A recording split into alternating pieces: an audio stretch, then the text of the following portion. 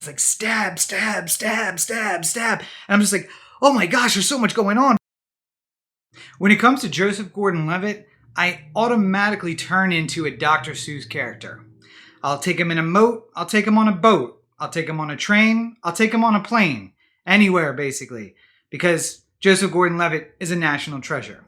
This week we're talking about 7500 on the Everyman Movie Review.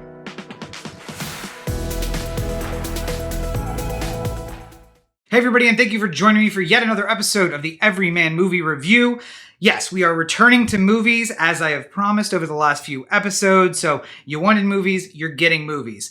Back to the normal schedule of things, and that means, of course, I'm going to tell you a little bit about the people in the movie, I'm going to tell you a little bit about the movie itself, and at the end I'll have my recommendation on whether or not this movie is worth your time, and eventually we'll get back to the point where I can talk about whether it's worth your money, too. Good news out of AMC and Regal, both will be opening their doors very soon. I cannot wait to return to a movie theater. But while we hope for the inevitable future of a movie theater reopening, we are enjoying movies on streaming. And this week's movie, 7500 or 7500 or 7500, I'm not exactly sure. Either way, is available on streaming. I believe I watched it on Amazon. In any event, you'll find a link down below where you too can stream it if it sounds like the movie for you. So as an independent filmmaker, or someone who thinks of themselves as an independent filmmaker, I love films like 7500 because it was basically done on the smallest imaginable set.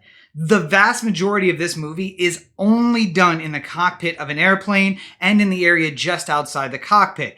And the camera going out into the plane, for what it's worth, you see very little even of the rest of the plane. So that really appeals to me as far as writing a script or shooting a script, because it's something I could actually do right now if I wanted to. And so that part of it is super interesting, to see a big production house with a big star like Joseph Gordon-Levitt do the same kind of film. And maybe it's the restraints of coronavirus that make it more appealing. Obviously, they shot this way before coronavirus was even a concern, but it really is putting in my mind, like, how can I write something? How could we shoot something where everything is enclosed in a small space like an airplane cockpit? But before we get too far into the movie, let's get through the pleasantries, shall we? 7500 was directed by Patrick Volrath. It was written by Patrick Volrath and Sanad Halil-Basik. It is starring, of course, in no particular order, Joseph Gordon-Levitt, the national treasure, the man about town, the guy who I'd really like to be friends with. Joseph, if you happen to see this, give me a call, man. As Tobias Ellis, Omid Memar as Vedat, Aylin Tezel as Tobias's wife, and I was going to attempt to say her name, but it is in Arabic or Turkish. I'm not sure which one specifically, and there's an umlaut, and I am very confused by that. It's something like Goki or Guki, Gokse. Maybe it's Gokse. I'm trying to remember from the actual movie itself. It might be Gokse. Carlo Kitzlinger, Murathan Muslu as Kenan, Paul Wolin as Daniel, and Pasar Harike as Kokan. So small cast, small set. You might think to yourself, small movie, but that could not be further from the truth. 7500 or 7500 or 7500 is called that because that is the code used by Joseph Gordon-Levitt as his plane is hijacked, or an attempted hijacking. So we start out the movie as the passengers are boarding the plane. We see some of the crew there. The flight attendants are welcoming people on, and then they welcome the pilot.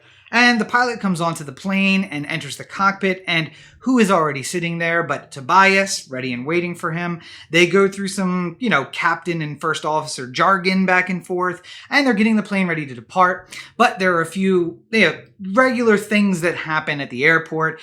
The grounds crew checks in, what's our weight, etc., etc. And the first 5 minutes of this movie are relatively calm, boring almost. And you kind of say to yourself, what's going on here? This seems really humdrum, and I'm not really sure what's going on.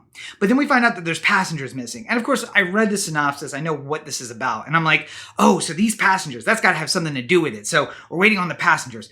But then it's just like a couple of people come across, and they're running across the tarmac, and they get on the plane. And it's like, oh, jokes about leaving their baggage in Berlin. And but then they're on their way, and off they go to London. And we see that Michael is a perfectly competent pilot, and Tobias is there, and he has a lot of experience as well, but not with this airline and not with this pilot. So there's a little bit of feeling out between Michael and Tobias about who's going to do what and like how much can they trust each other, et cetera, et cetera. And again, it seems kind of humdrum after the buildup of these passengers that weren't going to make the plane. And then there's a knock at the door, and it's drink service and food service. And I'm like, here it comes. Nope.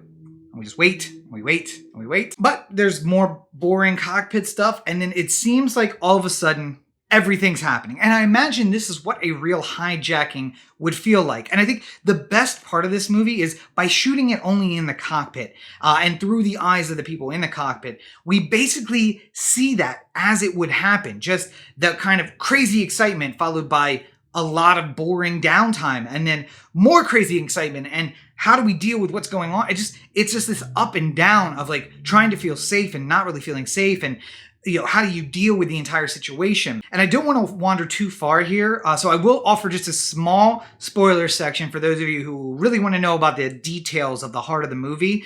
So if you're looking for my recommendation, make sure you come around to the other side, but jump out now because the spoilers are about to start. Right here. It's the second food and beverage time. And it's just like, okay, so they already did this. We know what's happening. But boom, they're in the cockpit. And then like Michael, the pilot, gets up and he's like fighting him off. And it's like stab, stab, stab, stab, stab. And I'm just like, oh my gosh, there's so much going on. But then Tobias like makes moves and like gets the guy down and they get the door back shut. And now it's the pilot who is now stabbed and dying, and Tobias who is injured, and the hijacker who is out of it, and they strap him up in the side. And I'm just like, wow, like after 15 minutes of nothing happening, a lot happened very quickly there. And again, I feel like that's just how a hijacking would go. And then the guys on the plane obviously want to get into the cockpit. They don't know what's happened to their guy, and they want to fulfill their mission. And I think then the inevitability happens where you're just like, they pull the sheet so you can't see further back in the plane, and something's going on back there, and Tobias refuses to open the door, and he does the right thing. He calls it in. The 7500, we need to abort, and they're trying to direct him to another airport, and it's raining, and it's like a whole thing. And he's injured, so he's only got one good arm. It's a moment of just reflection and relaxation before it's all winding up again. And it's going to wind up again. And of course it does. Then bang, bang, bang, bang, bang. They're on the door. They have a hostage in the back. They're going to kill him unless you open the door. And of course the guy on air traffic control is saying, do not open the door. And Tobias is like, yes, I know not to open the door. Like that's the number one thing they teach us at pilot school, which I don't think is the number one thing they taught them, but probably should be high up there now at least. So there's a struggle and passenger dead. And he has to live with the fact that guy died and he could have saved him. But one note I've already left out, and I feel bad for doing so, is that Tobias's wife, or his girl, his partner, is on the plane. She is part of the flight attendant staff. And the next person they bring up, of course, is her. And now he has to deal with that of like, I want to open the door to save her. I can't open the door because I'll lose the plane. He takes evasive maneuvers and is throwing people around. He sets all the other passengers off. Very Flight 93-like, where he says, they only have glass. You could take them. And there's a struggle that we don't see because it's off camera behind the curtain. Just a lot of crazy stuff. And it just feels like bunked together a bunch of really craziness. And then it's calm again. And you're like, all right, so maybe I can relax. Maybe we're getting out of this. No more craziness. The guy wakes up and he tries to take the plane back.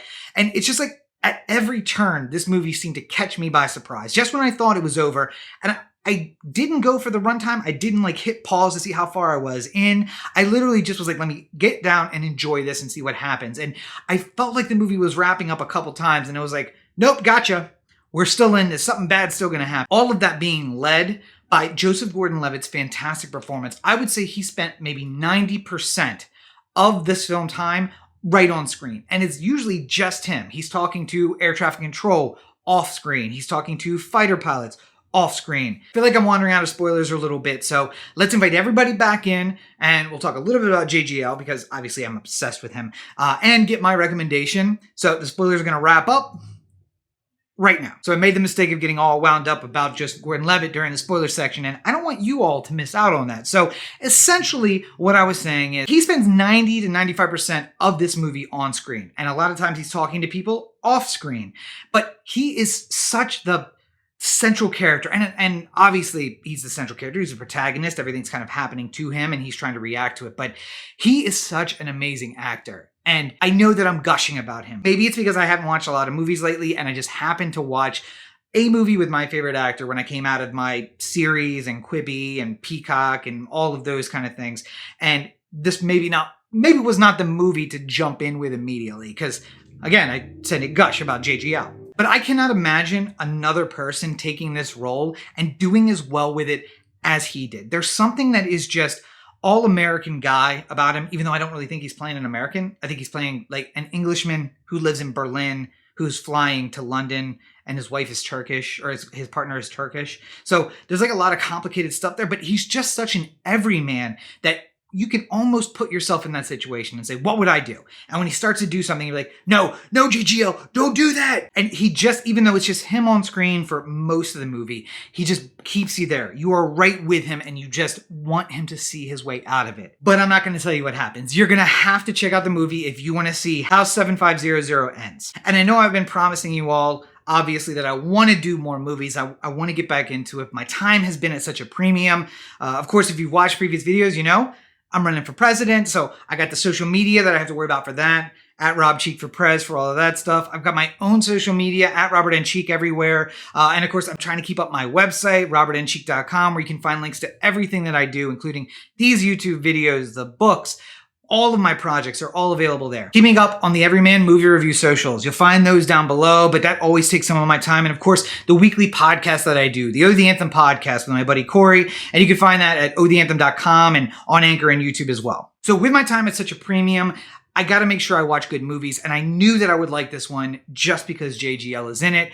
And if you haven't gotten it by now, I've been gushing about him the whole time. This is definitely a must see if you ask me. Now, if you get bored about movies that are in one spot, if you're squeamish about blood, there is a little bit of blood. Mostly it's essentially the signs of struggle rather than the violence itself. Like you see the stabbies and you see the red shirt, but it's not like veins are opening up and you see all of that. And at one point there is, being held to someone's throat and we get the insinuation that there was a cutting, but we don't actually see it. So it's not horrible, but obviously there are signs of struggle and signs of being injured with blood on his shirt and such.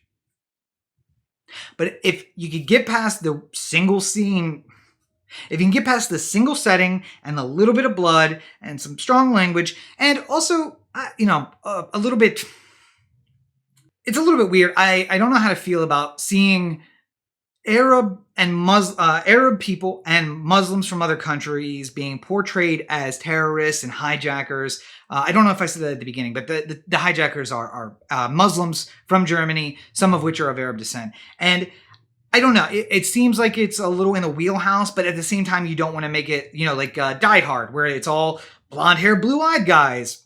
So maybe there's not a good place to do that. And if you're going to pick a reason for it, and I will tell you that if you stay into the end of the movie, there's a little bit that having them be far from home and far from their families and, being refugees in Germany kind of comes home a little bit. And there's a connection and it's not heartwarming. It's actually kind of heartachy. But at the same time, maybe it was worthwhile to do that. I don't know. I just feel some kind of way about seeing that on screen.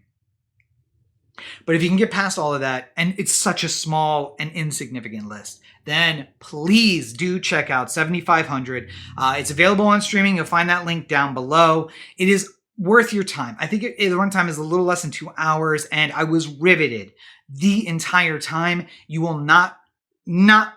So thank you for checking out this episode of the Everyman Movie Review. Make sure you check out our full catalog of... Make sure you check out our full catalog of episodes. I've done some reviews of Quibi shows. I've done some reviews of Apple TV shows and a ton of movies. As I said at the beginning, I'm really stoked about being able to go back to the movies, but there are so many good things coming directly to streaming, and I can't wait to bring those to you as well. But until next time, please take care of yourselves and each other. Have a great week, everybody.